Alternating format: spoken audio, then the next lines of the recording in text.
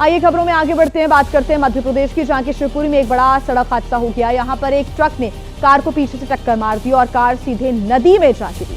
हादसे के दौरान कार में पति पत्नी और उनके 2 बच्चे भी सवार थे। तस्वीरें आप देख रहे हैं। हादसे को देखते ही इलाके में हड़कंप मच गया। स्थानीय लोग फौरन मौके पर पहुंचे, कार को निकालने की कवायद शुरू की। लोगों ने नदी में उतरकर कार में सवार परिवार के लोगों को किसी तरह से बाहर निकाला। तब कहीं जाकर लोगों ने राहत की सांस ली। हादसा कोटा झांसी 4 लेन पर हुआ है। कार में सवार परिवार कोटा से उड़ई जा रहा था।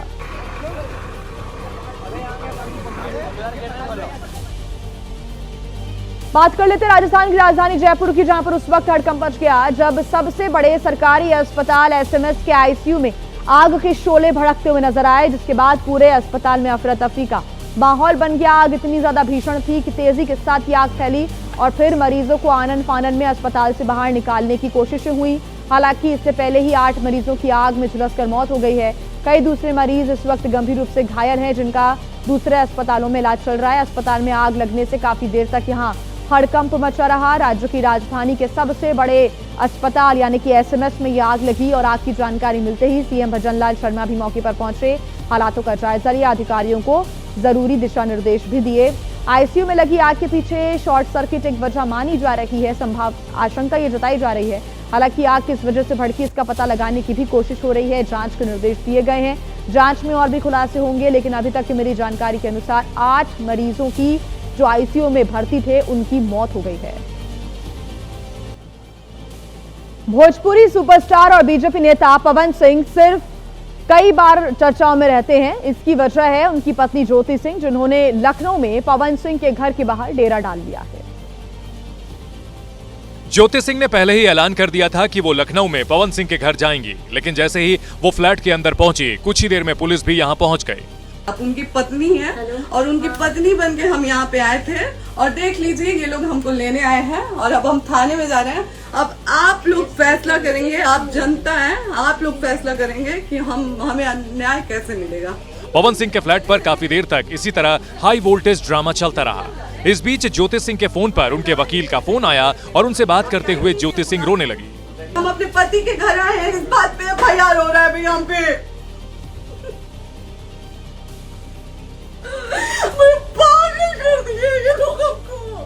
इससे पहले ज्योति सिंह ने सोशल मीडिया के जरिए ही ऐलान कर दिया था कि वो रविवार को लखनऊ में अपने पति पवन सिंह के फ्लैट पर पहुंचेंगी और 2 दिन तक पवन सिंह का इंतजार करेंगी। दरअसल पवन सिंह और ज्योति सिंह का रिश्ता कई सालों से ठीक नहीं चल रहा है। पवन सिंह तलाक लेना चाहते हैं और कोर्ट में सुनवाई चल रही है और ये सब कुछ ऐसे वक्त में हो रहा है जब पवन सिंह एक बार फिर बिहार के चुनावी मैदान में उतर सकते हैं। तो वहीं उत्तर प्रदेश के फिरोजाबाद में आग लगने से हड़कंप मच गया। चारों तरफ अफरा तफरी देखने को मिली जब टेंट हाउस में भीषण आग लगने से लाखों का सामान जलकर खाक हो गया। तस्वीरें आइए हम आपको दिखा देते हैं। देख सकते हैं आग के तांडव का अंदाजा इन तस्वीरों से आप लगा सकते हैं। बताया जा रहा है कि आग लगने से टेंट हाउस में रखा हुआ सारा का सारा सामान जलकर खाक हो गया। फर्नीचर से लेकर इलेक्ट्रॉनिक सामान सब कुछ खाक हो गया। फिलहाल आग लगने की वजह का पता नहीं चल पाया है। टेंट हाउस के अंदर टेंट का सामान, फर्नीचर, इलेक्ट्रॉनिक का सामान, सजावट का सामान रखा हुआ था। इसी वजह से आग तेजी के साथ फैली। हालांकि ये पता नहीं चल पाया कि आग आखिर कैसे भड़की, इतनी भीषण आग कैसे लगी, लेकिन लाखों के नुकसान का यहां पर अंदेशा व्यक्त किया जा रहा है। उत्तर प्रदेश के फिरोजाबाद में 2 करोड़ की लूट मामले में पुलिस ने बड़ी कार्रवाई की है। पुलिस ने 3 बदमाशों में से एक को एनकाउंटर में ढेर कर दिया। एनकाउंटर करने वाली टीम में एएसपी अनुज चौधरी भी शामिल थे। बताया जा रहा है कि बदमाश ने जब फायरिंग की तो एक गोली अनुज चौधरी की बुलेट प्रूफ जैकेट में लगी, जिसके चलते वो बाल बाल बच गए। जिस बदमाश का एनकाउंटर किया गया उसका नाम नरेश है, जिस पर 50,000 रुपए का इनाम रखा गया था। हालांकि नरेश को पुलिस ने पहले ही गिरफ्तार कर लिया था, लेकिन कहा जा रहा है कि नरेश दिन में ही पुलिस को चकमा देते हुए भाग निकला था और जब देर शाम को उसका पुलिस से सामना हुआ तो फायरिंग करने लगा। इसी दौरान उसे ढेर कर दिया गया। नरेश के पास से पुलिस ने 3 पिस्टल और 1.5 करोड़ रुपए बरामद किए हैं। बता दें कि 30 सितंबर को फिरोजाबाद में गुजरात की एक कंपनी की कैश वैन से 2 करोड़ रुपए की लूट हुई थी। इस मामले में बाकी के बदमाशों की तलाश जारी है। देखिए, उत्तर प्रदेश के फिरोजाबाद में नहीं बल्कि सहारनपुर में भी पुलिस ने एनकाउंटर में 1 लाख के इनामी बदमाश को ढेर कर दिया और इस कार्रवाई में एक दारोगा गोली लगने से घायल हो गए और एक थाना अध्यक्ष की जान बाल बाल बच गई। क्योंकि एनकाउंटर के दौरान जब पुलिस ने शातिर बदमाश की घेराबंदी की तो उसने पुलिस टीम पर ताबड़तोड़ फायरिंग कर दी, जिसमें एक गोली थाना गागलहेड़ी के प्रभारी के हाथ में लगी, वहीं दूसरी गोली थाना सरसावा के बुलेट प्रूफ जैकेट में जा फंसी। पुलिस की जवाबी कार्रवाई में लूट डकैती का इनामी बदमाश इमरान मारा गया और 2 थाना प्रभारी घायल हो गए, जिन्हें अस्पताल में भर्ती करवाया गया। वहीं मारा गया बदमाश कई दिनों से पुलिस के लिए चुनौती बना हुआ था। कई जिलों की पुलिस बदमाश की तलाश में थी। मारे गए बदमाश से पुलिस ने एक पिस्टल और एक बाइक बरामद की है। वहीं महाराष्ट्र के भिवंडी तालुका में उस वक्त अफरा तफरी का माहौल बन गया जब एक केमिकल गोदाम में भीषण आग लगी और पूरा का पूरा गोदाम आग की चपेट में आ गया। नीचे आग की तेज लपटें उठ रही थी तो आसमान में चारों तरफ धुएं के गुबार छा गए। देखते ही देखते पूरा गोदाम आग की चपेट में आ गया और केमिकल की वजह से आग ने विकराल रूप ले लिया। आग इतनी तेज थी कि कई किलोमीटर दूर से आग की लपटों को देखा जा सकता था। महाराष्ट्र के भिवंडी तालुका के सबाद नाका इलाके में गोदाम में आग से हड़कंप मच गया। मौके पर पहुंची 3 फायर ब्रिगेड की गाड़ियों ने आग को बमुश्किल कमजोर किया।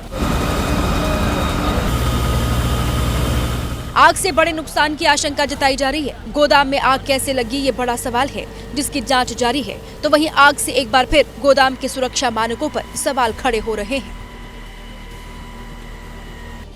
वहीं राजस्थान के कोटा में कांग्रेस की संगठनात्मक बैठक में उस वक्त हंगामा मच गया जब कांग्रेस के जिला अध्यक्ष की दावेदारी कर रहे नेताओं के 2 गुटों में बात शक्ति प्रदर्शन पर आ गई। समर्थकों के बीच धक्का मुक्की शुरू हो गई। अपने अपने नेताओं के नाम लेकर समर्थक नारेबाजी करने लगे और हंगामा शुरू हो गया।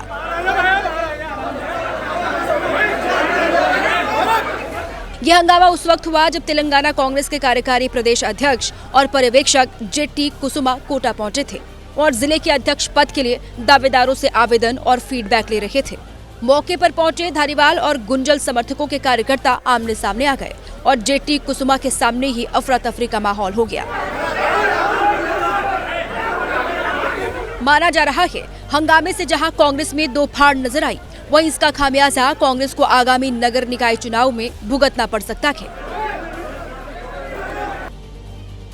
इंसानी इलाके में जहरीले जानवर की एंट्री से नोएडा में लोग परेशान हो गए। मामला नोएडा सेक्टर 168 की सोसाइटी का है। बताया जा रहा है कि समय रहते लोगों की नजर इस पर पड़ गई, नहीं तो एक बड़ा हादसा यहां पर हो सकता था। सेक्टर 168 की गोल्डन पाम सोसाइटी में सांप दिखते ही अफरा तफरी के हालात बन गए। सांप को सुरक्षित निकालने के लिए लोगों के पास जरूरी सामान नहीं थे। काफी देर बाद सांप को बाहर निकालने की तरकीब निकाली गई। अंत में वैकल्पिक व्यवस्था के रूप में कूड़ेदान और 2 डंडों का सहारा लिया गया। फिसलन भरी फर्श होने की वजह से सांप तेज मूवमेंट नहीं कर पा रहा था। इस दौरान जहरीले सांप को किसी तरह कूड़ेदान में शिफ्ट किया गया। सोसाइटी के लोगों ने कूड़ेदान में सांप को शिफ्ट करने के बाद उसे बाहर लेकर आए और जंगली इलाके में ले जाकर छोड़ दिया। गनीमत रही कि समय रहते सांप पर लोगों की नजर पड़ गई और सर्पदंश की घटना होते होते बच गई।